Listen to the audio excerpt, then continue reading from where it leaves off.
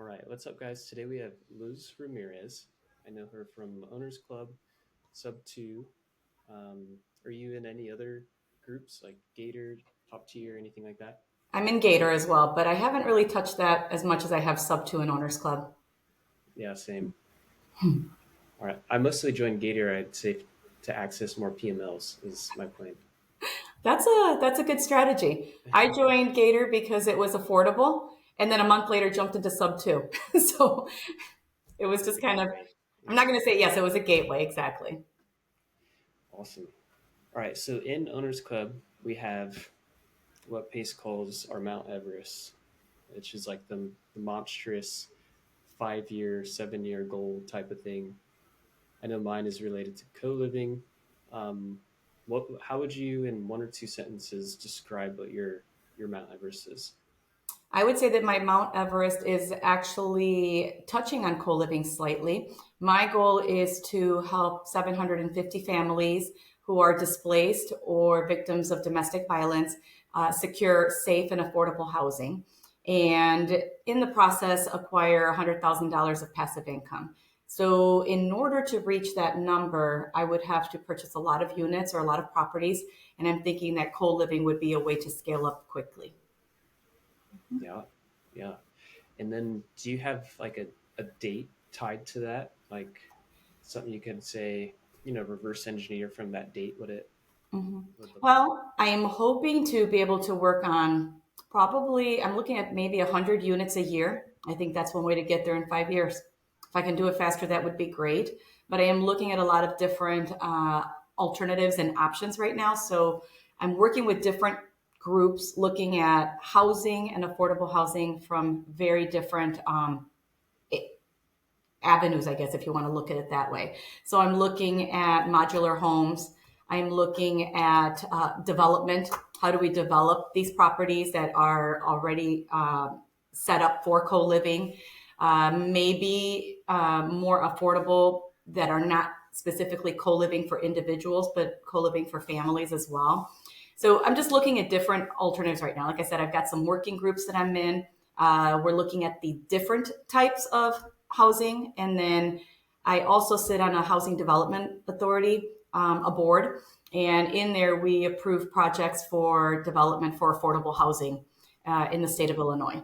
And so that actually gives me a lot of information. I get access to a lot of information and seeing how all these deals are structured. I get to see the cost of the developments. I get to see all the players involved in each of the developments. And so it's an interesting it's interesting to be able to have that perspective and be able to look in and dive deep into these projects. And then on the other side, saying, okay, how am I going to do this? Yeah. At the moment, based on everything you've seen, you have access to, do you have a bias towards new builds versus, buying something that's older and just turning it into co-living? So, yes and no. It's interesting that you asked that because when I look at the cost of square feet per build versus rehab, it's almost half the price. So rehabbing is definitely more affordable.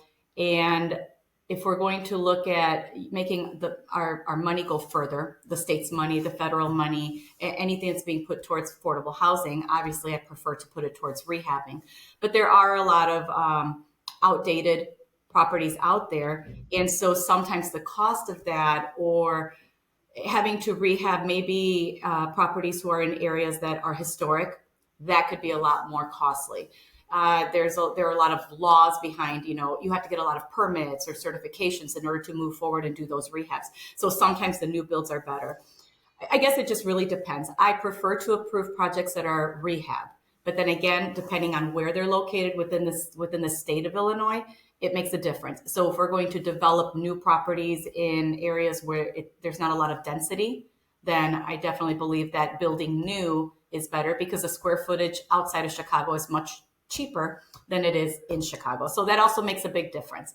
So Yeah. So it sounds like Illinois is your primary state you want to do all this in. Um, So no, okay. Illinois is where I live, and I currently have investment properties in Illinois because this is my backyard and I'm very familiar with it. Sitting on the board of the authority, I have a conflict of interest there, so I cannot build affordable housing with funding from the state or the federal government in Illinois. Okay, that's a conflict of interest for me. So I am actually looking outside of Illinois. The other piece that I don't love about Illinois is the politics behind how unfriendly it is to landlords. So it is also not a friendly state for landlords. So yes, I'm looking at outside for larger, but because this is my home and this is where I'm located, I am looking at finding ways to provide housing within the Illinois, within Rockford, my region. And so if I were to bring developers in or work with funding that is not coming through the Housing Authority Board, then I can go ahead and work on those projects. So it just depends. I just have to be very clear on if there's a conflict of interest or not. But yes, I do want to work in my neighborhood, in my backyard, in my home, but I am looking at projects outside of Illinois. What would you say? I know for some people this is hard to answer. What would you say would be the next state outside of Illinois that you would look? Like where if someone threw a deal to you every single day and you had to pick a state, which state would you say? That is hard to say. Everybody is flocking towards the Carolinas and they're doing Georgia. And so those are ideal states. My connections, though, are keeping me in the Midwest. So one of the groups that I'm working with currently, we are looking at a community in Indiana. And it's a very similar community to the community that I currently live in. There are things happening in that community that are also starting to happen in my community. So it's a very ideal way for me to work within these two communities because whatever we do there can be mirrored here. I have connections here in my community that I can actually leverage that and then do more here than I could do going down to, let's say, the Carolinas or to Georgia or to Florida. So I think for me, I'm looking at probably the Midwest area, also looking up into Michigan. So these are areas that I think would be better for me based on the experience that I have, based on the access that I have, and the connections that I have. Okay. Yeah, I was curious too, because I know another guy in Owners Club is a developer in Hawaii. And Yes. he wants to enter the Jacksonville market, Florida. Mm-hmm. So I was just curious if dots connected or not. So yeah.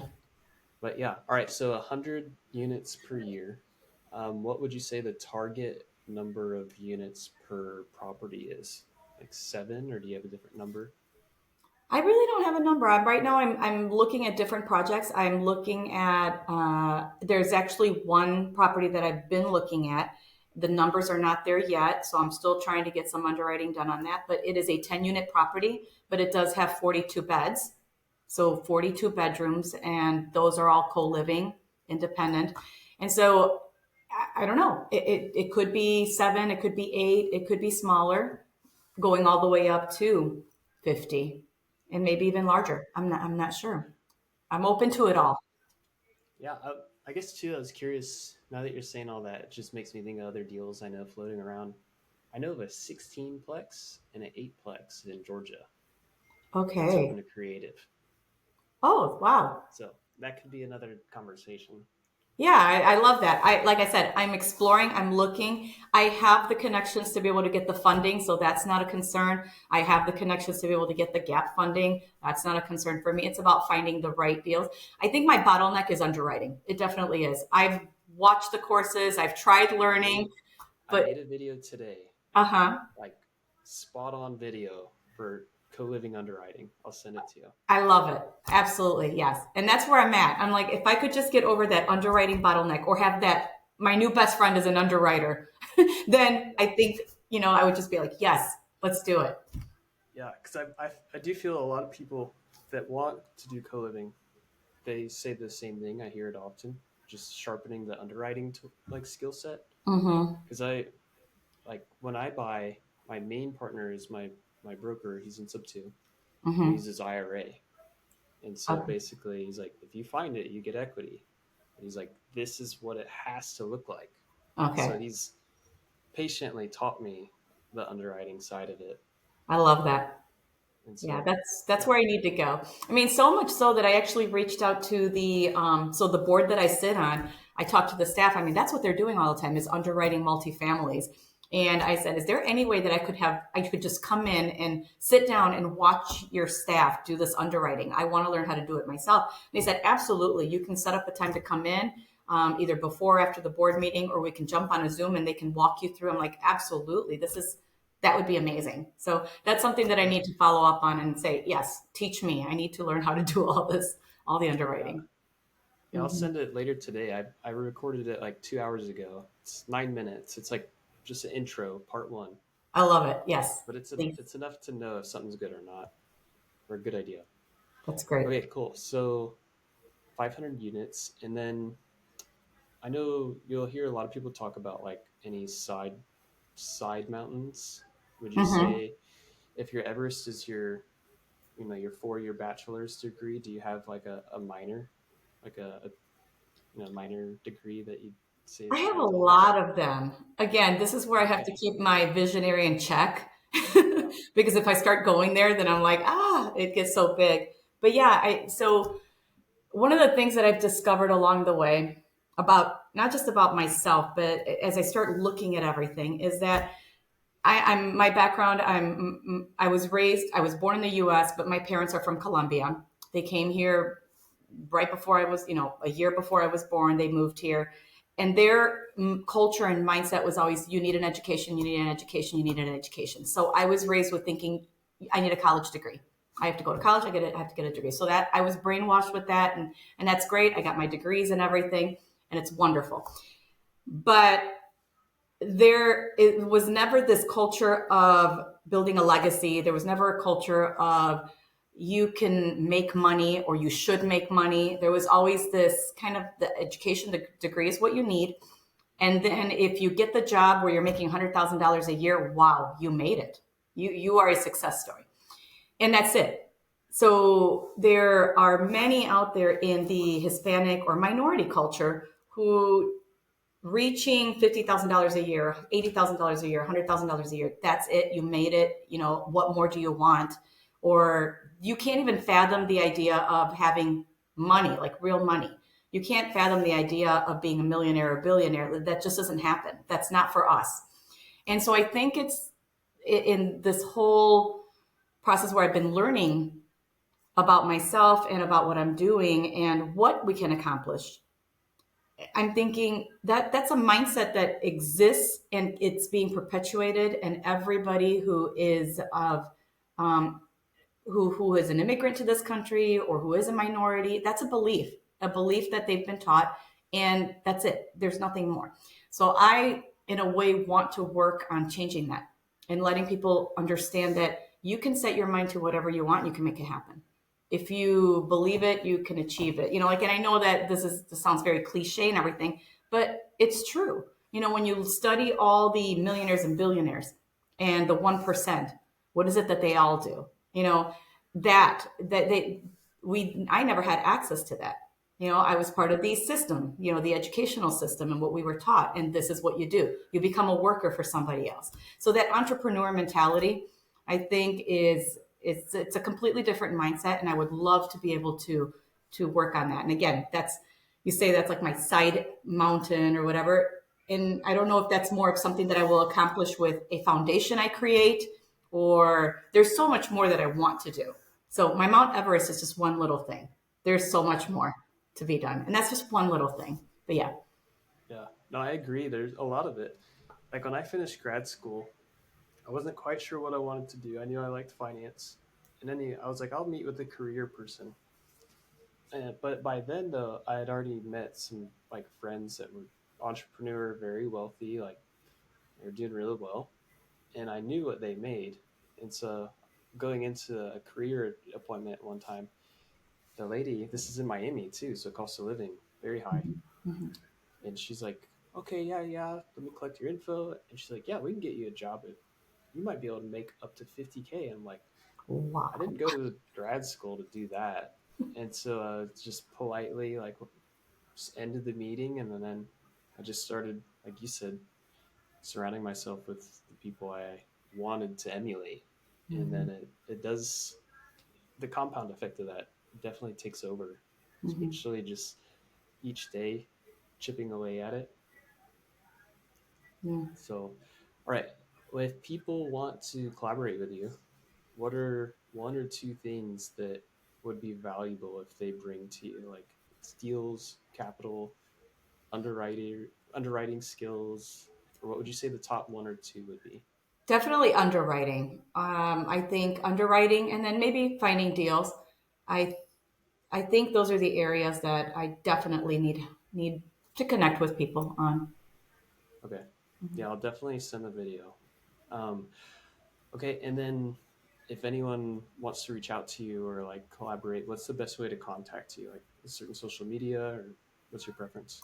It can be social media. It can be email. I think email. I get to it as I can. There's so much coming in. It would be immediately. I would say, no, I'm not going to put my phone number out there. Then I'll never finish That's fair. responding. Yeah, I definitely would say I'm on Instagram. It's Luz Ramirez Consulting. I am working on a YouTube video, but Instagram is probably the best.